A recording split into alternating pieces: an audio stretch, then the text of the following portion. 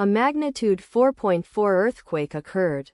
Kuril Islands. 101 kilometers SE of Severo-Kurilsk, Russia, or 379 kilometers S of Petropavlovsk-Kamchatsky, Russia. On Wednesday, the 14th of May 2025, at 16 hours 50 minutes and 23 seconds local time, the quake had a depth of 10 kilometers and was not felt, or at least not reported so.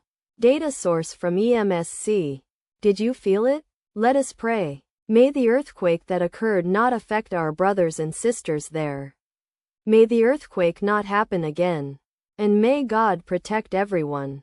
Amen.